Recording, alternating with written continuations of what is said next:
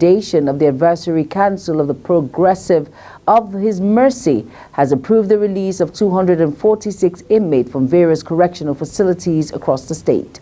This information is contained in a statement that can be found on an official X handle of the Lagos State Government. The governor signed the release of the 246 inmates on December 20th, 2023. Under the provision of Section 212, Subsection 1, Subsection 2 of the 1999 Constitution of the Federal Republic of Nigeria as amended.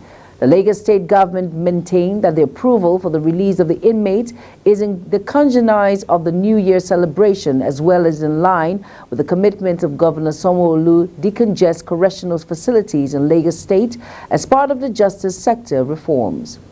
The Inspector General of Police Kayode Egbetokun on Friday visited Plateau State following attacks on 25 communities by gunmen on Christmas Eve, which left over 150 persons dead. However, the visit did little to reassure residents of the affected communities and neighboring communities who deserted the areas for fear of further attacks. The IG, who expressed shock over the killing, said he had ordered the commencement of a special operation to stem the tide of attack and killings in the state. Egbetokun, who visited Governor Caleb Mutfwang in his office in Jos, also disclosed that the Assistant Inspector General of Police Zone 4, Halidu Musa, had been directed to temporarily relocate his office to Plateau State to ensure an effective operation. The House of Representatives has proposed a bill that would make it illegal for employers and corporate entities in the country to delay or fail to pay their employees' salaries. The Employees Remuneration Protection Bill 2023 is sponsored by Wale Hamid, a member of the House representing the Agege Federal Constituency in Lagos State. According to Section 7, Subsection 1 of the bill, which has passed its first reading, the bill first stipulates that it is unlawful for any employer to refuse or neglect to pay the remuneration of his employees as provided under this act. Recall that a similar bill was proposed by the current Chief of Staff to the President, Femi Gbajabiamila, when he was a Speaker of the House of Representatives.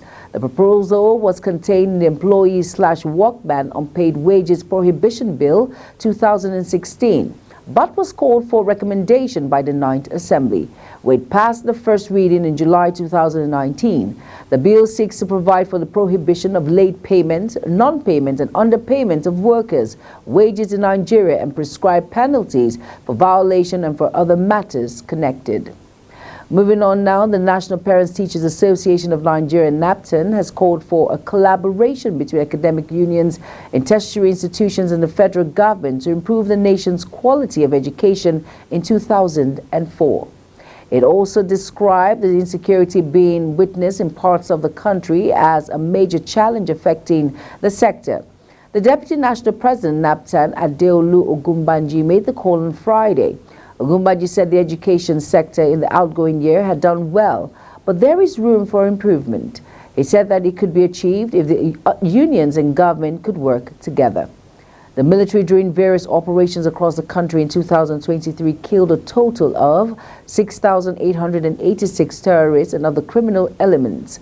Also, a total of 6,970 suspects were arrested and 4,488 kidnapped citizens were rescued across the country. The Director of Defense Media Operation, Major General Buba Edward, disclosed this in Abuja on Friday while briefing journalists on the activities of the troops across the country in 2023. He noted that the efforts of the troops in the year led to the recovery of 100 million liters of stolen crude oil and 60 million liters of diesel. Buba said during the period, troops neutralized 6,886 terrorists and other criminal elements. Troops arrested 6,970 suspects, rescued 4,488 kidnapped hostages, as well as recovered 3,320 assorted weapons and 39,075 assorted ammunitions, given analysis of the threats witnessed in 2023. Buba noted that banditry, terrorism, kidnapping, oil theft, assassinate, agitations, and farmers-herders clashes were top. You're watching the news cycle live from Nigeria's capital, Abuja. We're on Star Times channel 276. Kindly follow us on all social media platforms using @GlobalTVNG and all the handles now showing on your screen. Now, when news circle returns, federal government received $2.25 billion African Bank loan. The news continues shortly with details of these and more stories right after this break. Stay tuned.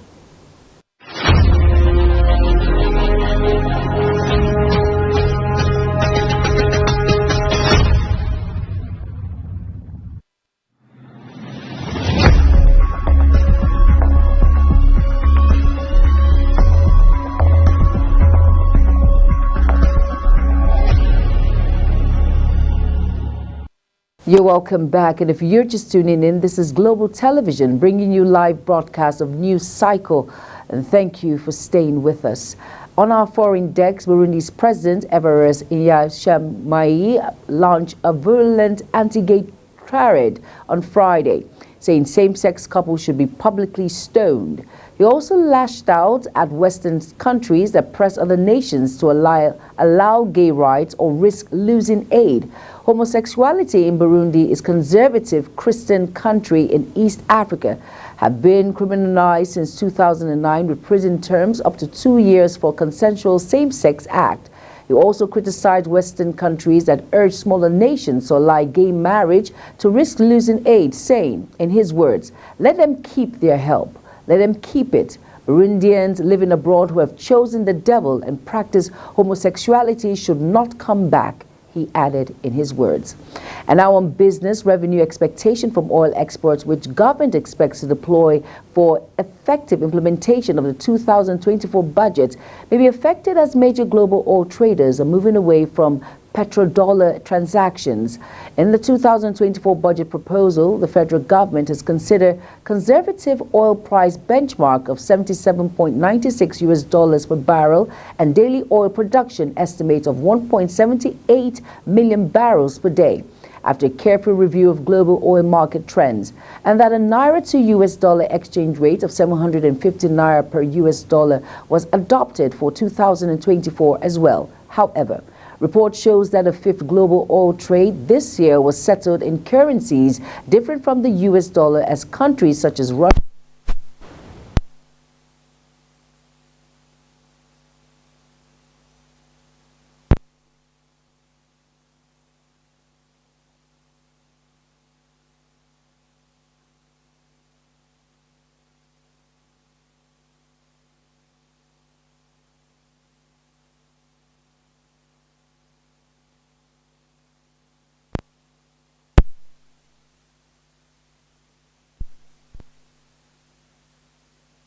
said it is the first tranche of the $3.3 billion facility from the bank.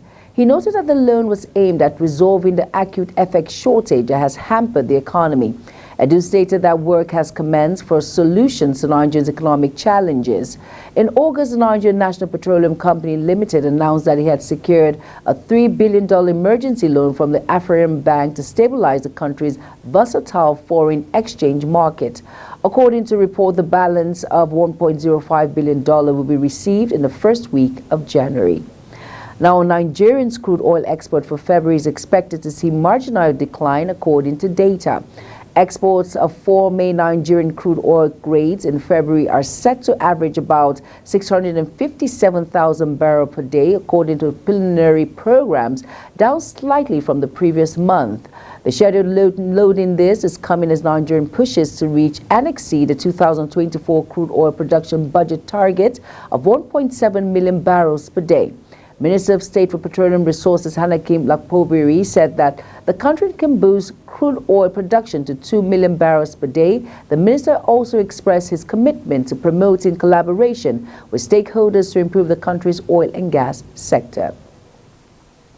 Despite the skyrocketing cost of rice and the recent halt on the ban of foreign exchange for its import, the crop is still a restricted commodity.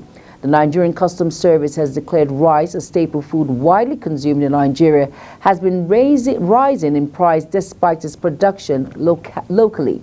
The commodity now sells for between 55,000 naira and 60,000 naira for a 50 kg bag.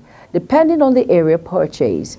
Its price was around 30,000 naira for the same 50 kg bag after a year ago, but the course has maintained a northward drive despite the local production of rice and the recent lifting of the ban on forex for the importation of the rice into Nigeria. The Nigerian Investment Promotion Commission on Friday says it approved tax holidays for 34 companies seeking tax incentives and waiver under the Industrial Development Income Tax Act in 2023. This was disclosed by the head of Incentive Administration, Lavina Kayode, during an end-of-the-year press briefing organized by the Commission in Abuja. She said tax incentives would have a contentious issue due to the high amount of revenue loss to waiver granted every year were meant to boost foreign investments into the country. And now on sports, Ghanaian club Custom Braves and Spintex Knight have confirmed their participation in 2024 West African Championship at the indoor hall of the National Stadium in Surulere, Lagos. The championship is scheduled to hold from March 31st to April 7th next year. The Ghanaian duo will be signed by ASPAC Basketball Club and Energy Basketball Club of Benin Republic. Nigerian champions Rivers Hoopers, former champions Kwara Falcons, Lagos Raptors, Lagos Legends, Comet and Hoops and Red will also feature in the third edition of the Elite Sub-Regional Competition. Tournament Director Louis Edim reaffirmed the foundation commitment to invest in 100 million naira to develop basketball in the grassroots within the next 5 years. The former Nigerian basketball star explained that the championship would be a mainly competition, while the women-only tournament will hold later in 2024. Barely 2 weeks to the start of the 2023 African Cup of Nations, AFCON, scheduled to take place in Ivory Coast from January 13 to February 11, 2024. The news of a Super Eagles jersey from Nike has been trending across social media platforms on Friday.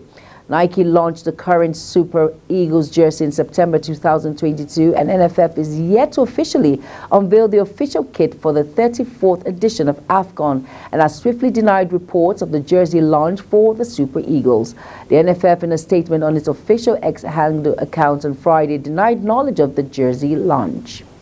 Real Madrid manager Carlo Ancelotti has signed a new deal with the club, which will run until June 2026.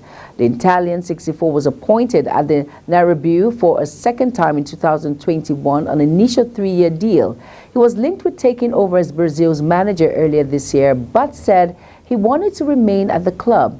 Ancelotti has won 10 titles as Real boss, including 2 Champions League, mostly recently in his first season back at the club in 2021 and 22. He has also lifted 1 La Liga title, 2 Copas del Rey, 2 Club World Cups, 2 European Super Cups and Spanish Super Cup ones. The Real manager is the only coach to have won 4 European Cups, while he is also the first to win all 5 major European leagues in Italy, England, France, Germany and Spain. And that's it on the news cycle, and it comes to you live from Nigeria's capital, Abuja. Remember, we're on Star Times channel 276. Kindly follow us across all social media platforms using @Global TV NG and other handles now showing on your screen. Thank you for watching us. I am Jumai Manson. See you again. Good evening.